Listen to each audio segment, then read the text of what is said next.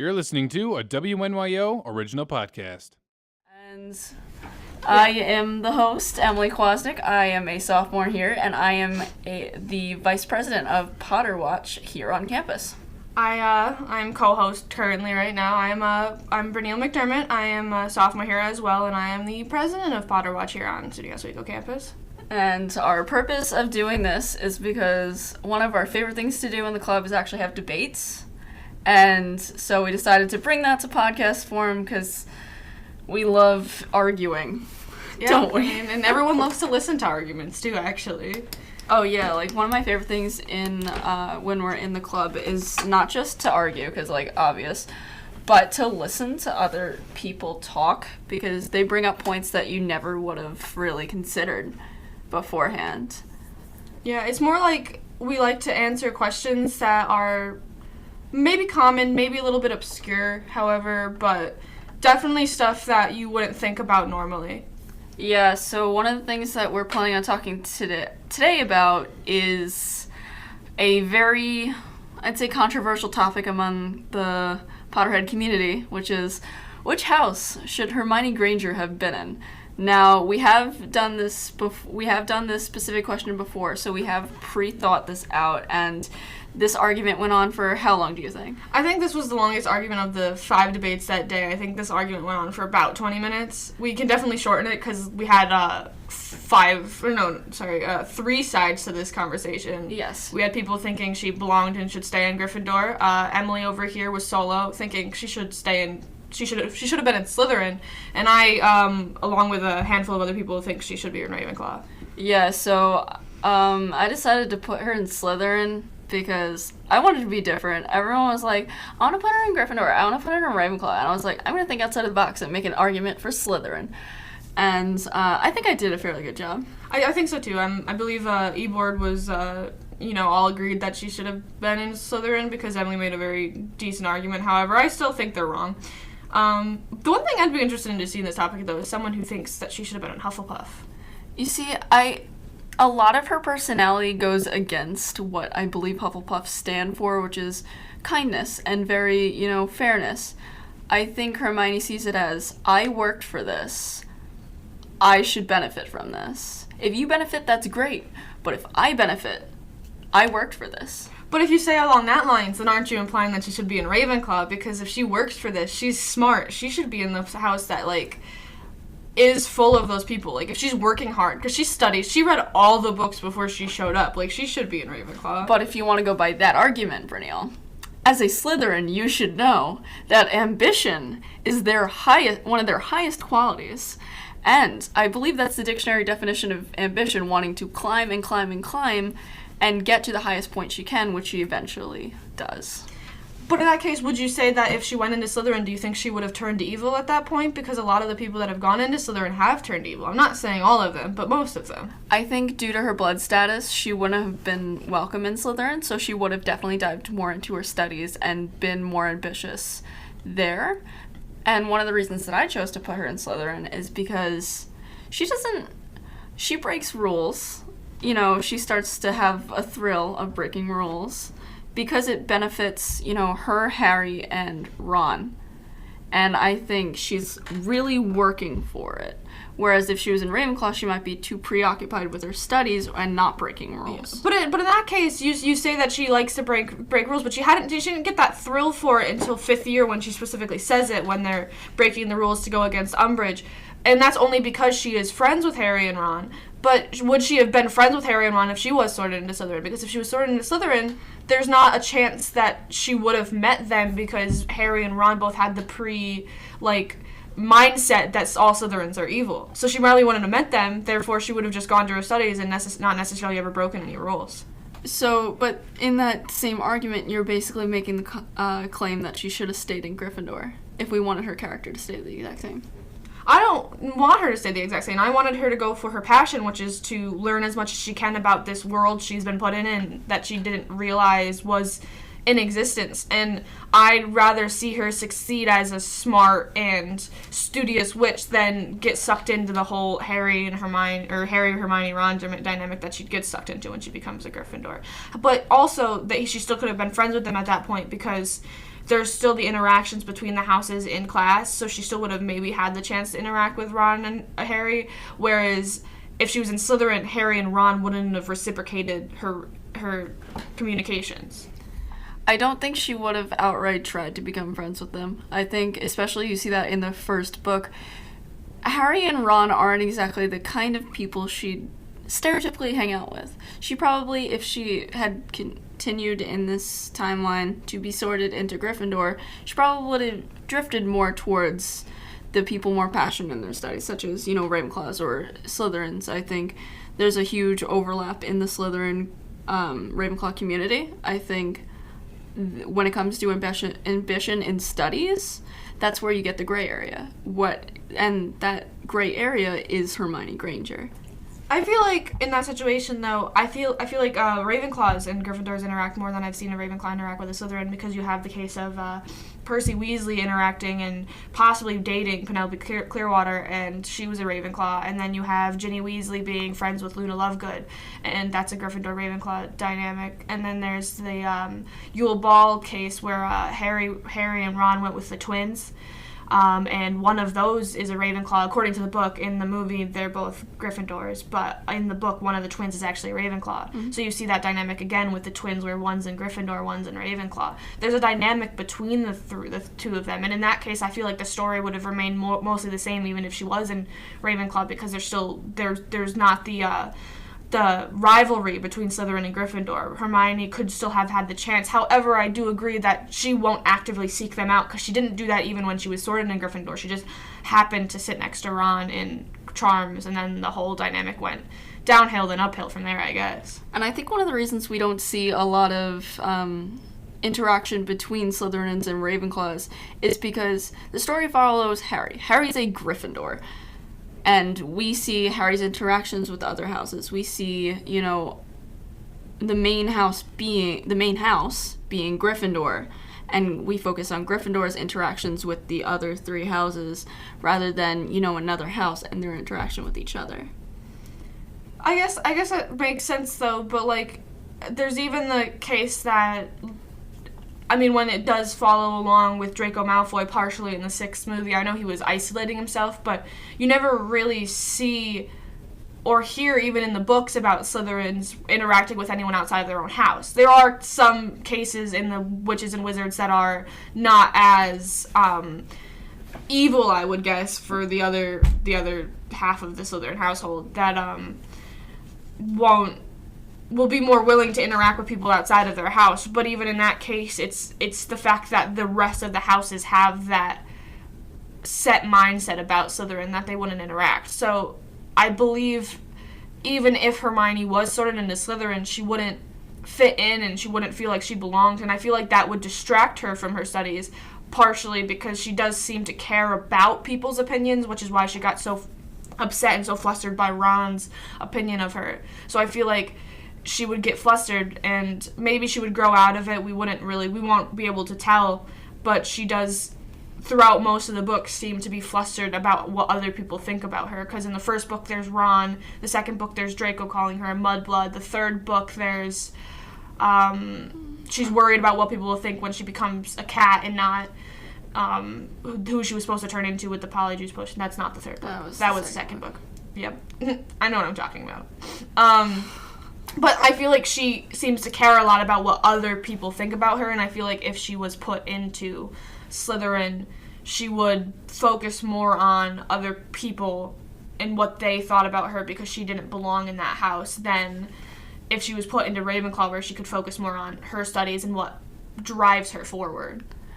I don't see, if Hermione was sorted into any other house, I don't see the Gryffindor house itself, especially with Ron and especially with Ron and with Harry as well, because they're very Gryffindor centered. All their friends are Gryffindors for the most part. They don't have really any outside forces when it comes to formulating their own opinions or their own plans. The only time they really start to incorporate other people are in the 5th book with Luna Lovegood, because Luna's really the first true Ravenclaw they meet besides Cho Chang, and Cho Chang's, in my own opinion, sort of a flat character. I don't think Charlotte even belonged in Ravenclaw to begin with, because she didn't seem like she was that smart of a character. I think we didn't see a lot of her in, like, we saw a bunch of her in the movie, and it sort of ruined my view of her because she was a very flat character in the movie. And then with the book, you know, she had more development. She was depressed over Cedric, and, like, I understand that she was a more vibrant character in the books, but I saw her, you know, she was an example of maybe the creativity rather than the intelligence of Ravenclaw, or, you know, because not all Ravenclaws have to be picture perfect intelligent. You know, I read this one thing on Tumblr where someone was like, I picture a bunch of Ravenclaws trying to get into the Ravenclaw common room and just being like, no, I'm not doing this today. I'm going to give you a philosophical answer for a philosophical question. Now get out. Get off my ass. I guess I can see that, because Ravenclaw does have the creative side to it, and you'd be sucked into having to answer a philosophical question to get into your common room, and if you weren't the brightest of the bright, it might be difficult for you. As we see, like, Neville has trouble already getting into the Gryffindor common room because she can't remember the passwords. Because, to be honest, who can remember those passwords? They're fucking weird. Percy? Percy helped come up. That's a different topic. That's a different topic. We're not going to discuss Percy Weasley right now. But in that case, like, I mean, I feel like Hermione, being the type of character she is, being that emotional character that really does care about friends and care about what other think about her, I don't think she'd be able to strive if she was in Slytherin.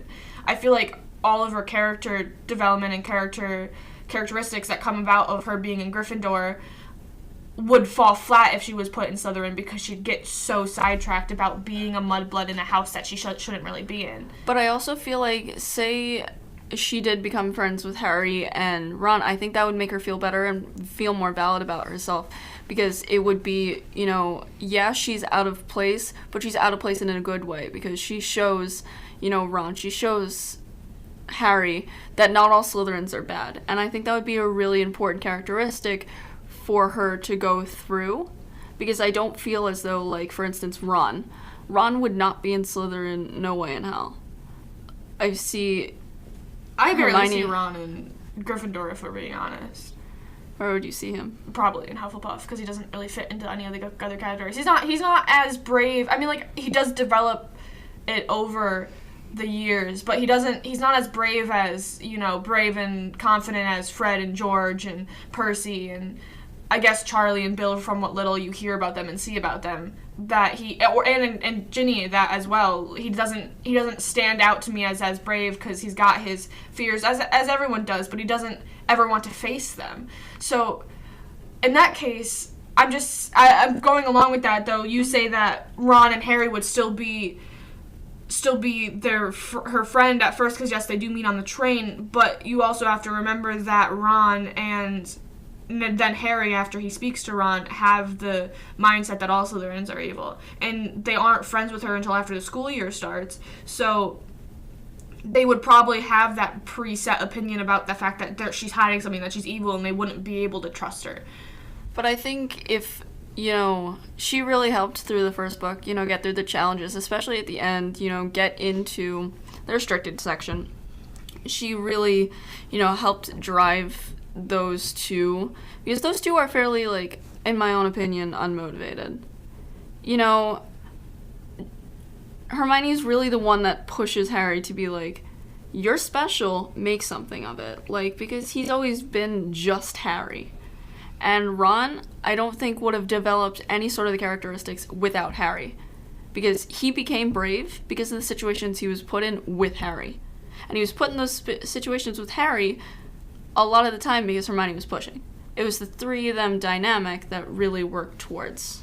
But if you make that argument, then the whole series would have fallen flat if she was placed in Slytherin, because, as I've been previously stating, there's no chance that they would have trusted her. There's no chance that they would have listened to her. Even if she tried to force them to listen, they wouldn't believe her, because there was the chance that Draco gave to be nice to Harry, even though he had previously, like, shit on Ron and was like, fuck this guy.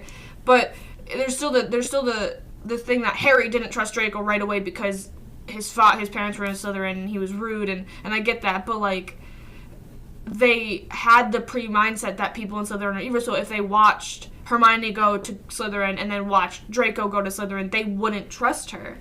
I think a lot of it changed the night with the troll, Halloween night, their first year. But would they have gone after her if they knew she would? Because they wouldn't know she was there, because she would have been in Slytherin and no one would have paid attention, no one really would have cared. No, but I do think there was a possibility because, Ron recognized shortly after that, he hurt this girl's feelings. Like, yeah, she's in this situation. Yeah, she's a Slytherin. Yeah, she's the enemy. Yeah, she was a dick to me in class. But, like, I still feel as though, you're relying on some of his Hufflepuff type characteristics. I still feel like he would feel bad afterwards. But also in that case, you're going and bringing up the fact that they were in class and that whole interaction happened. But the scheduling in Harry Potter, the world, they have classes with one other house. And I believe charms they had with Hufflepuffs or just with Gryffindors. There was no other house in there. It wasn't Slytherin. I know they didn't have charms with Slytherin because they had double potions with Slytherin and herbology with Slytherin. No, herbology was with Hufflepuffs. The only classes that all houses mixed together were third year classes that were your choice what to take, and then they just kind of mushed all the grade together, so all the third years, no matter what house they were put together. But the scheduling usually was one house had class with another house, and it switched based on which class it was and how the schedules work. So that way there was like 2 third year potions or 2 first year charms classes, because I don't remember exactly, but I believe they had charms with Ravenclaws, so they wouldn't have interacted if Hermione was placed in Slytherin, so there wouldn't have been that realization that Ron was being a dick to Hermione, because there would have been no interaction in the first place. Yeah, that's the situation if it was in charms specifically, but say this happened in, potions, because they definitely had potions with Slytherin. Because Hermione, that's her type. She's, sometimes she can come off as rude and pretentious because she's a know-it-all. She really wants to show that she knows her material. And I feel like that would have especially come forward in potions, especially if she was a Slytherin. Because maybe, Snape would have been more favorable to her even if he knew she was, a Muggle-born. She's also a Slytherin. I don't think Snape ever had a pretense against Muggle-borns, considering he felt the way he felt about Lily Potter. I disagree, because he said some rude things about Lily Potter. That's why they stopped becoming friends. But I think he only said that because he was frustrated with her interactions with James Potter. So, I mean, I guess that'll be a different topic about Snape's characteristics. But like, Snape's a dick. The overpressing question I think we have to ask ourselves in this situation is: would the series have been the same if she was in either house? I don't believe so.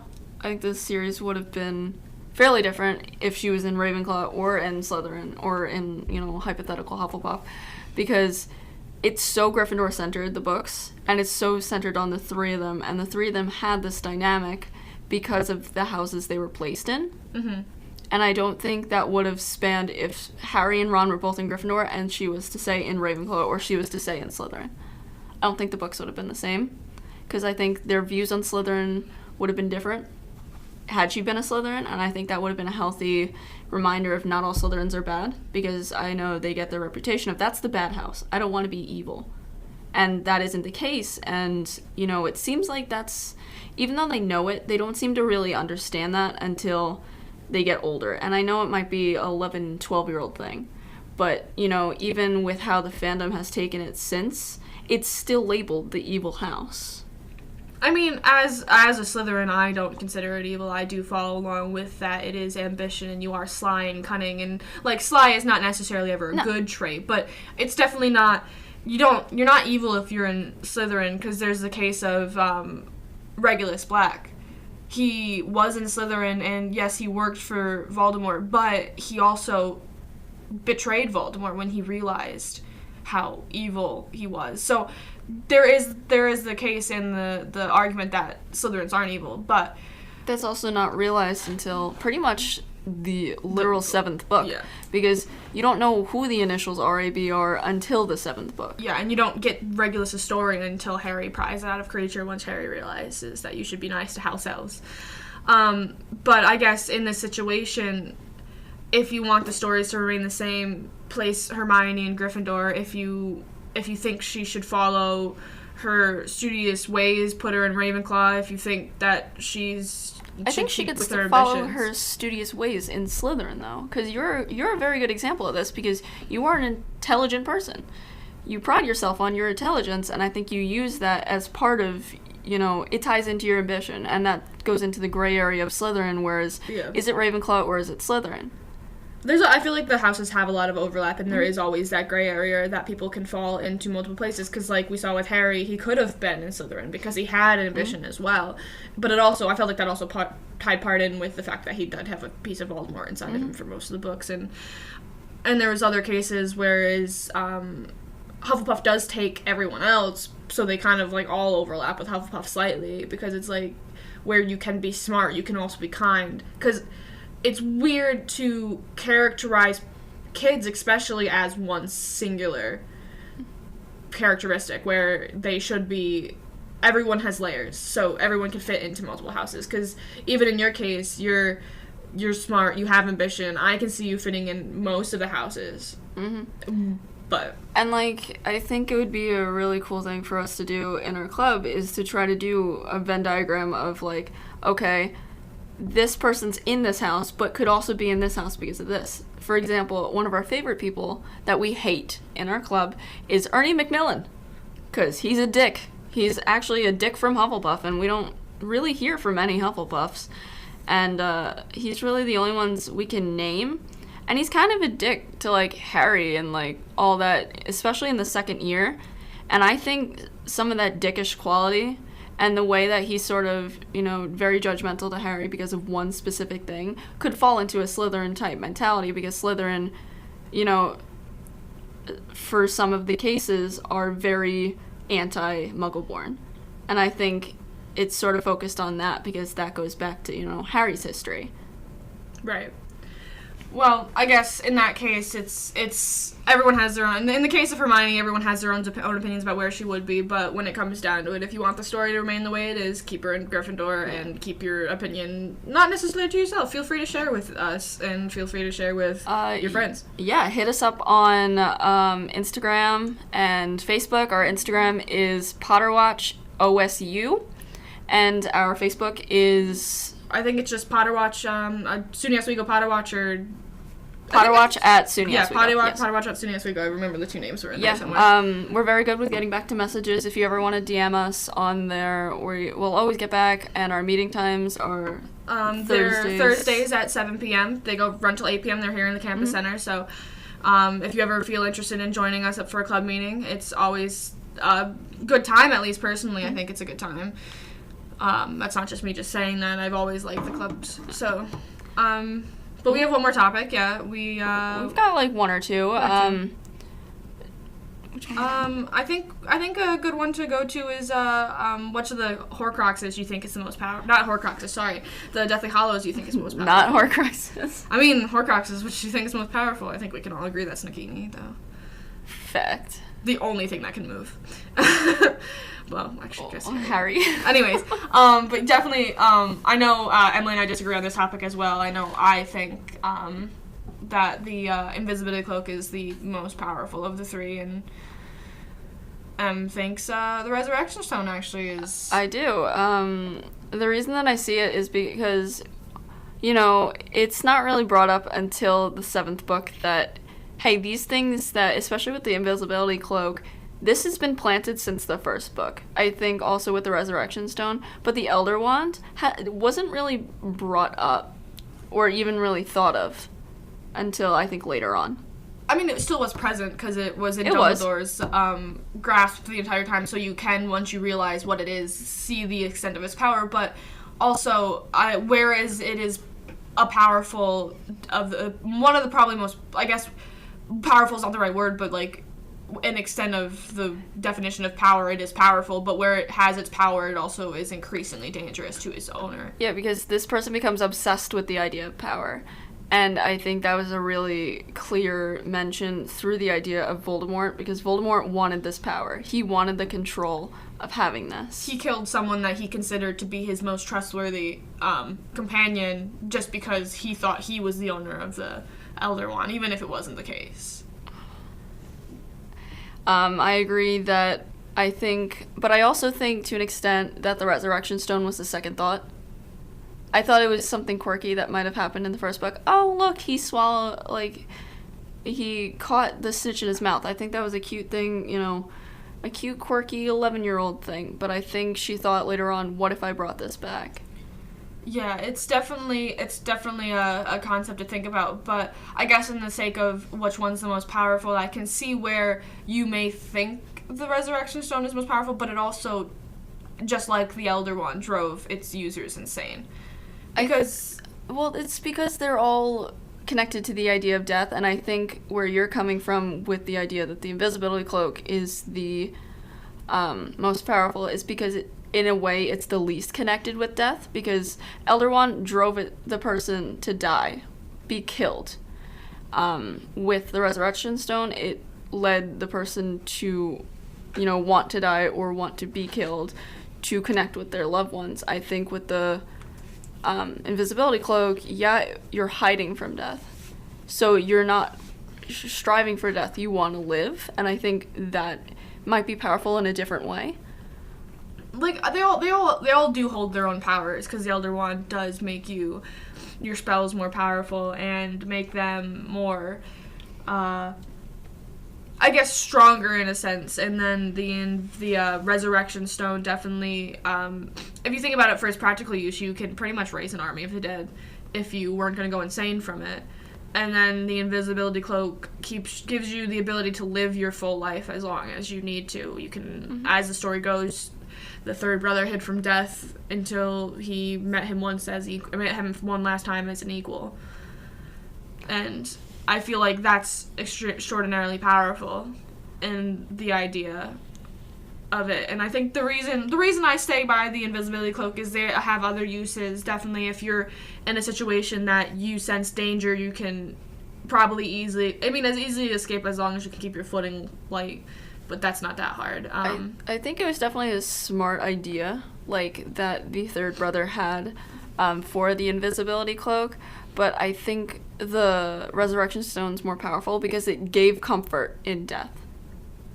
I think that is more powerful because, yes, he'd be, the only time that the third brother had to meet death was as an equal because he grew old, but I think the other thing's more powerful, the Resurrection Stone, because it was given an ultimatum of, okay, I'm going to die, okay, I'm ready to die. Or, okay, I'm accepting this because of these people around me that aren't even there.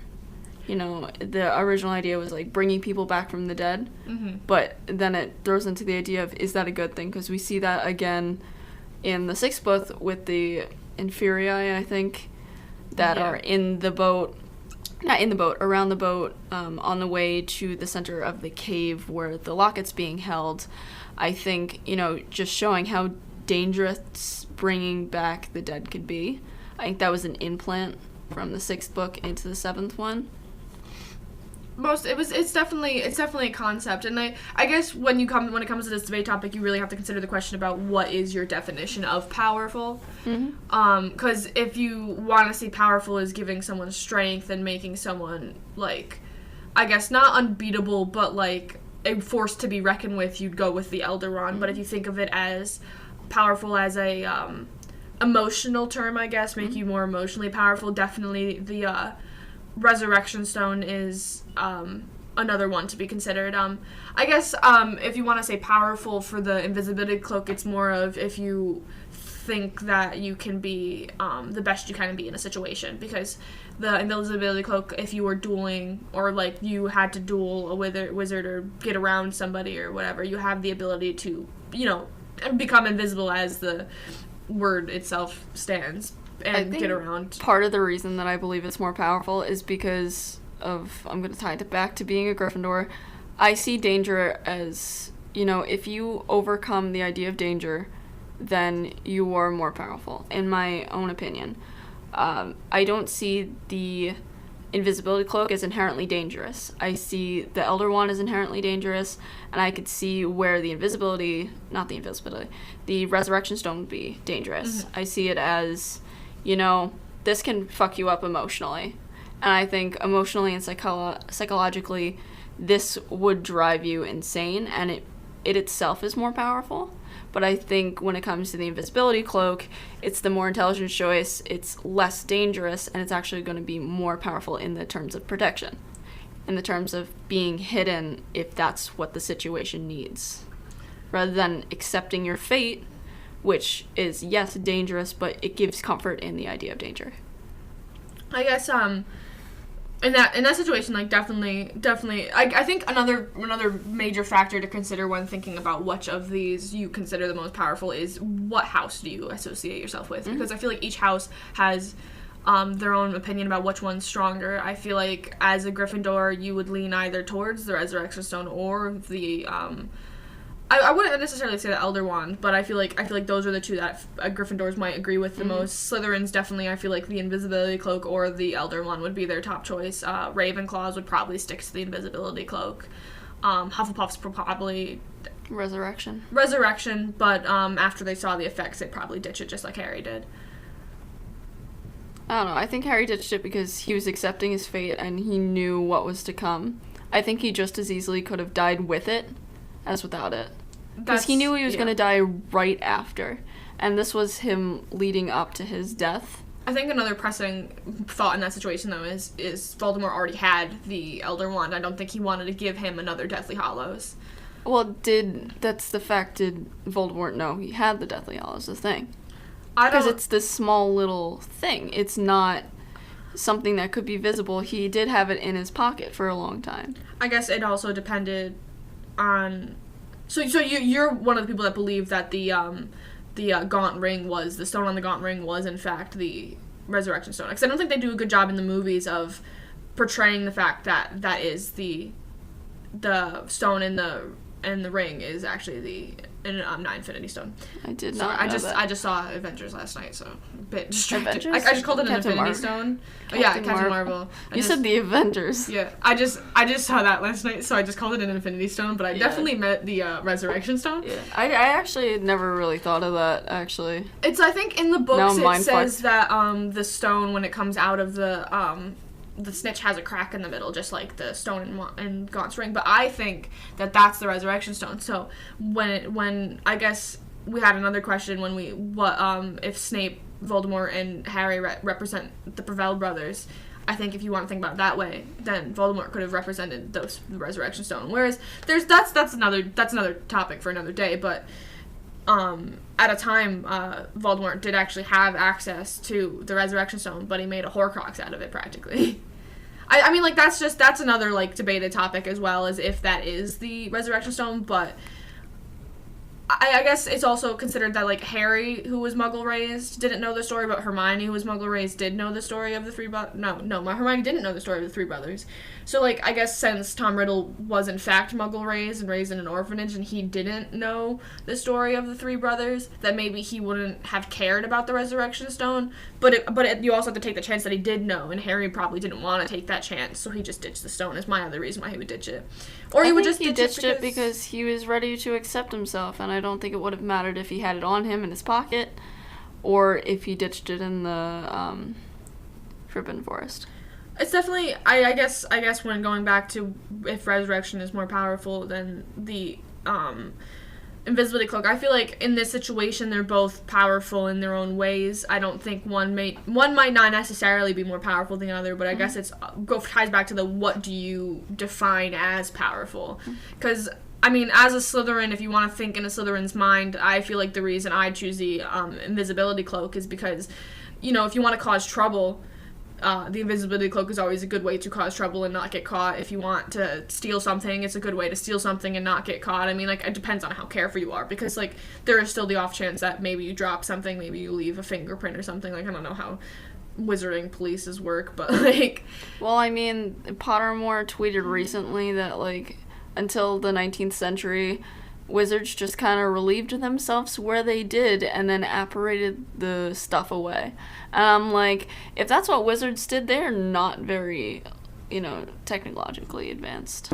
I mean, like, so, like, I mean, they used quills and parchment, so I guess you can think about the fact that they aren't technologically advanced, because if you really think about it, the more smart way would be to use a notebook and a pen. Yeah, they're just stuck in the old days. But, It does really help build the world, though. yeah. I like where we ended today. You good? Yeah.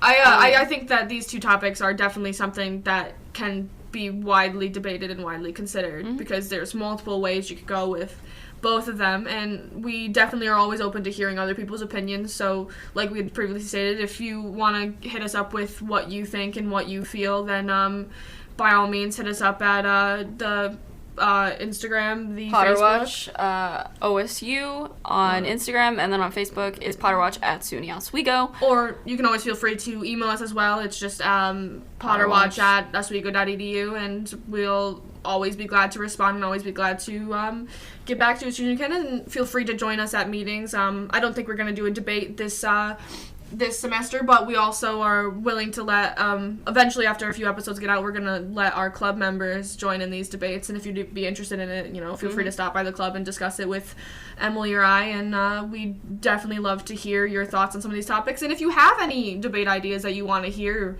some people debate, feel free to send those to us as well, because we're always open to considering other questions. Yeah, I agree.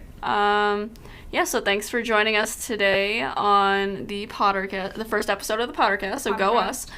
We look forward to hearing from all of you, and have a nice day.